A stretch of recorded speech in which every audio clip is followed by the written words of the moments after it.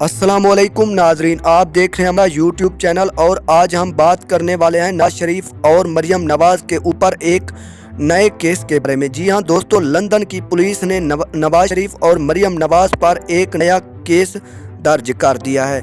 ये किसने दर्ज करवाया और क्यों करवाया, हम आपको इस वीडियो में बताते हैं। जी हां दोस्तों, जमैमा खान ने ये केस दर्ज करवाया है। जैसा कि आप जानते हैं कि ये केस इसलिए दर्ज करवाया गया है क्योंकि हालिया दिनों में इमरान खान पर एक जानलेवा हमला हुआ, जिसकी वजह से नून लीग और पूरी पीडीएम ने इसे एक ड्रामा करार दिया और इमरान खान का मजाक उड़ाने लगे और कहने लगे कि एक गोली से क्या होता है।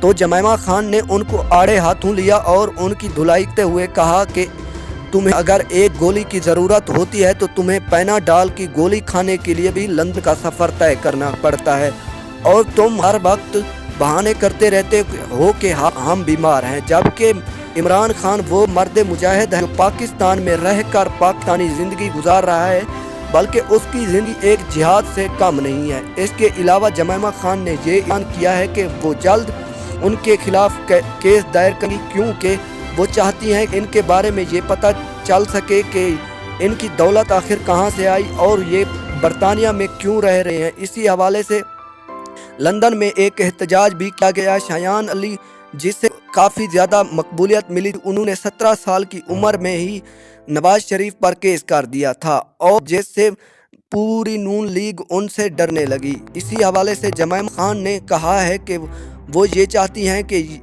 ये चोर और करप्ट लोग जल्द अज जल्द कानून के कटहरे में हों ताकि पाकिस्तानी मासूम आवाम को इनके जुल्म और जबर से बचाया जा सके। इसी हवाले से मरियम नवाज का कहना था कि हमने किसी का पैसा नहीं लिया बल्कि ये हमारा अपना कारोबार है। जमैमा खान ने ये जवाब दिया कि ये जो तुम्हारा मेकअप और सर्जरियां हो रही हैं, ये भी आवाम के टूटे हुए पैसे से हो रही हैं, ना कि तुम्हारे कारोबार से।